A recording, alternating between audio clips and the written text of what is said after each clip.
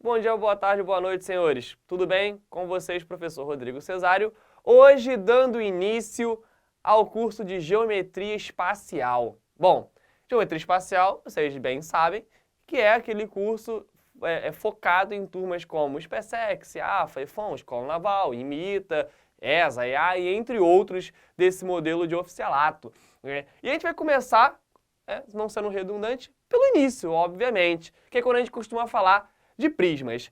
Antes de a gente começar a definir essas classificações dos prismas, vamos falar um pouquinho sobre o que é um prisma. Eu considero muito importante a gente tentar entender essa, entre aspas, geometria de posição, que vai ser falado um pouco mais à frente, mas é o entendimento de como isso vai ser gerado de uma forma tridimensional. Primeiro de tudo, o que fala a geometria espacial?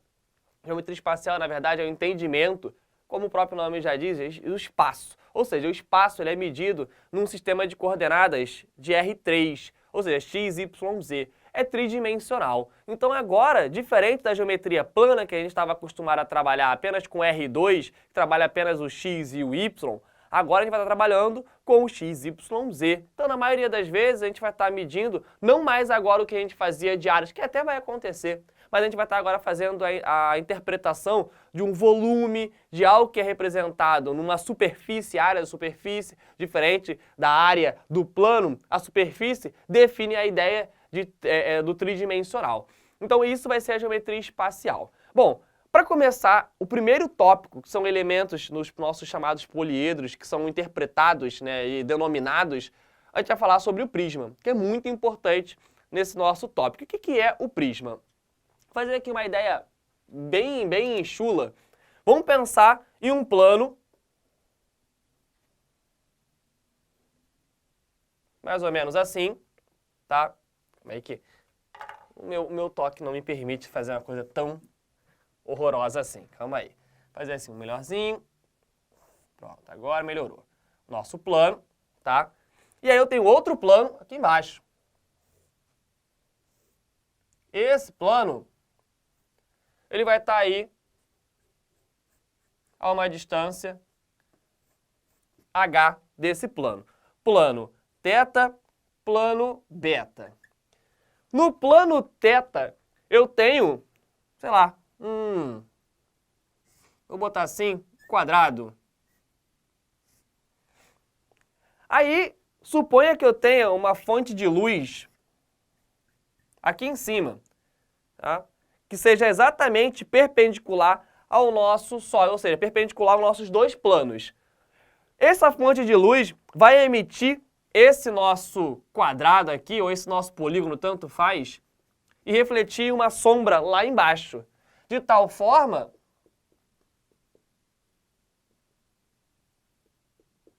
que nessa emissão dele,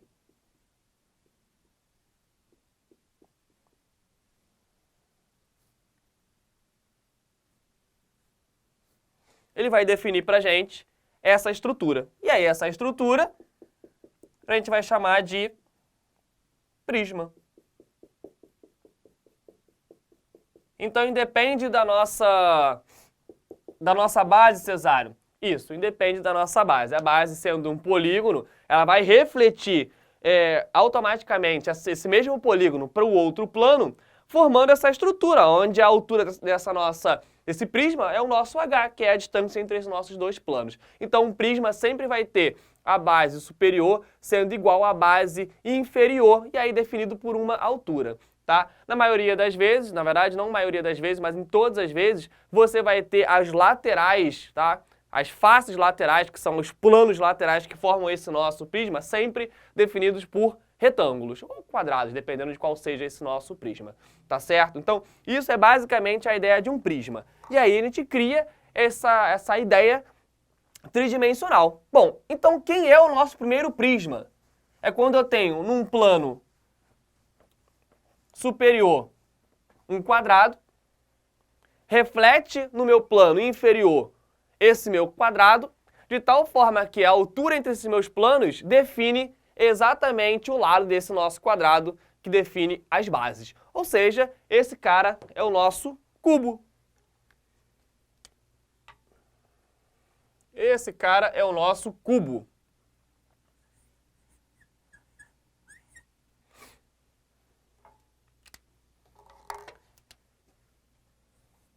Tá aí. Primeiro prisma que a gente vai estar estudando é o cubo. E aí o cubo, ele gera pra gente algumas interpretações que são bem legais de serem estudadas. Primeiro de tudo, a chamada diagonal do cubo. O que é a diagonal do cubo? A diagonal do cubo, e em alguns concursos eles usam, que é a maior distância entre vértices que pode existir nesse nosso prisma. Tá? Então, se eu pego aqui, ó, esse nosso vértice.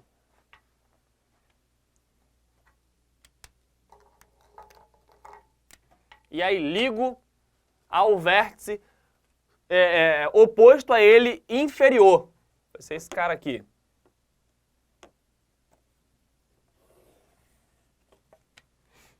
E aí eu vou ligar esse meu vértice aqui ao seu oposto também inferior.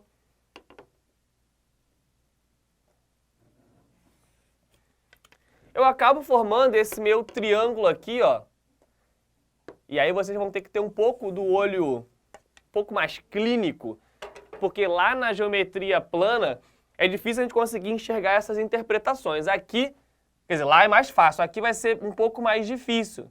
Esse triângulo, mesmo que talvez não pareça, mas ele é um triângulo retângulo. Como assim, Cesário? Porque é o seguinte, observa que eu tenho esse meu plano, vamos supor que seja o eixo X, esse plano aqui que define essa minha base, sendo paralela a esse nosso eixo X. E eu tenho esse cara aqui, ó, sendo perpendicular. Então, qualquer reta que seja definida nesse meu plano vai ser perpendicular a essa reta aqui. Com isso, ó, a gente chega nisso daqui. Agora, observa que eu vou ter esse cara sendo o A, esse cara sendo a diagonal de uma face, aí você vai perceber, também seria difícil, mas como aqui é um quadrado embaixo, aqui também, ó, vai ser um triângulo retângulo, onde esse cara aqui vai valer o A, e aqui, ó, já está definido, é o A. E aqui é quem? O meu Dzinho, que a gente chama de diagonal da face. E esse cara aqui, ele é o nosso Dzão, que é a diagonal desse cubo. Mas observa que, como é um triângulo retângulo, eu posso usar Pitágoras nele. Posso afirmar que o meu Dzão ao quadrado vai ser igual ao A ao quadrado mais o meu Dzinho ao quadrado. Só que o Dzinho ao quadrado é a hipotenusa, ó, aqui, ó, retângulo, a face, a aresta oposta ao ângulo reto. Então, ele vai ser exatamente a hipotenusa desse meu triângulo retângulo gerado aqui. Então, eu posso substituir novamente por Pitágoras aqui dentro, que vai ficar A ao quadrado mais o A ao quadrado mais o A ao quadrado. Conclusão da nossa história, que o D vai ser definido por A3 ao quadrado, e isso é equivalente ao nosso A raiz de 3. Essa é a chamada diagonal do cubo.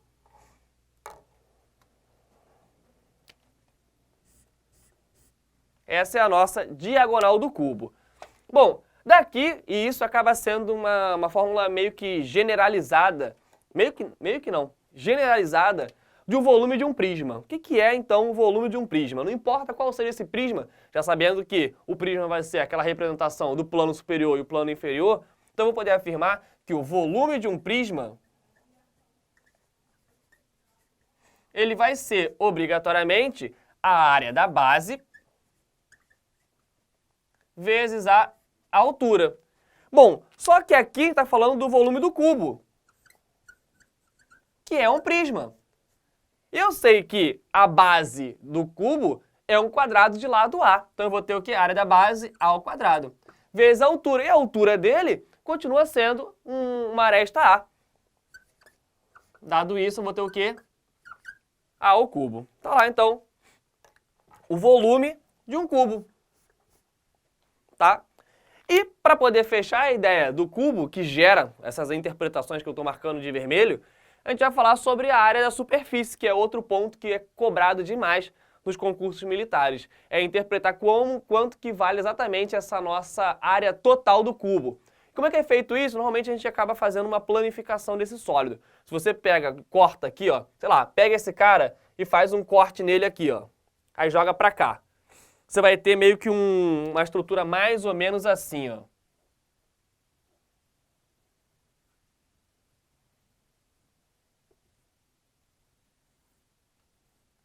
Vai ficar mais ou menos assim. Onde aqui você vai estar dividindo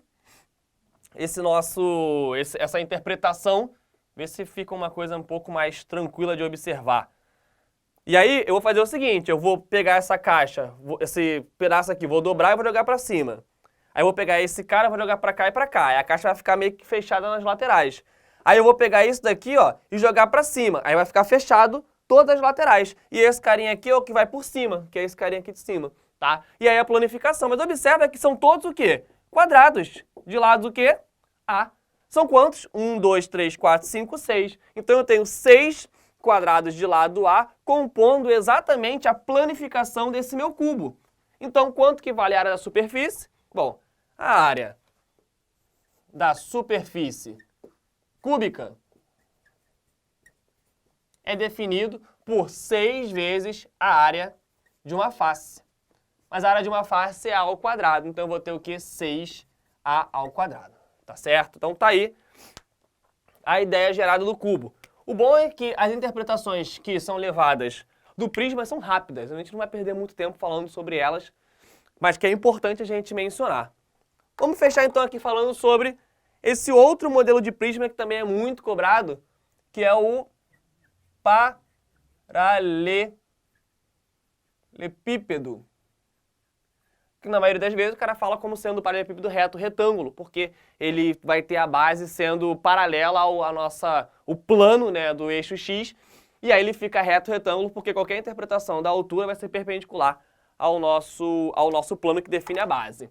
Bom, daqui o paralelepípedo ele vai ser composto por um conjunto de 3 duplas iguais, ou seja, 3 duplas iguais ficou meio redundante. Eu vou falar o seguinte, eu vou ter esse cara aqui da base sendo igual ao de cima, a base superior igual à base de baixo, que define um prisma. Aí eu vou ter essa lateral aqui sendo igual a essa, e vou ter essa frente aqui sendo igual atrás, tá? Então isso já define uma ideia legal para a área da superfície. Mas, novamente, a gente vai poder pensar como sendo a maior distância entre dois vértices. Eu vou fazer a mesma situação, não vai mudar muito não, que a gente fez no cubo. Então, ó, peguei esse cara aqui, unifiquei,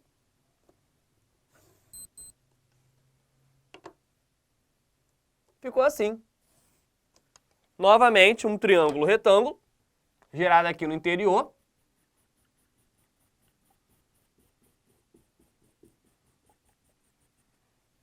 Reto aqui. Onde eu vou ter aqui, ó, sendo C. Aqui eu vou botar novamente sendo o B. Aqui, ó, é retângulo, então esse cara vai ser a diagonal dessa face de baixo, que eu vou chamar de Dzinho. E aqui o meu Dzão. Dzão que é a diagonal desse meu paralelepípedo reto retângulo. Com isso, o que vai acontecer? Eu vou poder afirmar que o meu, novamente, como é um triângulo retângulo, que o D ao quadrado vai ser igual ao C ao quadrado mais o meu Dzinho ao quadrado. Só que o Dzinho ao quadrado é o teorema de Pitágoras nesse nosso triângulo aqui de baixo. E aí eu posso afirmar que ele vai ser o quê? A ao quadrado mais B ao quadrado mais C ao quadrado. Então, posso afirmar que o meu D é a raiz quadrada de A ao quadrado mais B ao quadrado mais C ao quadrado. Essa notação aqui, na verdade, ela tem muito mais fundamento e eu já vi isso sendo cobrado várias e várias vezes em concursos, principalmente da SpaceX e da AFA, onde o cara misturava isso daqui com a manipulação de polinômios. Meu Deus, como assim, Cesário? Polinômios? Ele falava o seguinte, que tinha lá um determinado polinômio, né? Ele falava que A, B e C eram as raízes de um determinado polinômio, ele dava esse polinômio e dizia para vocês que essas raízes eram dimensões de um determinado paralelepípedo reto retângulo.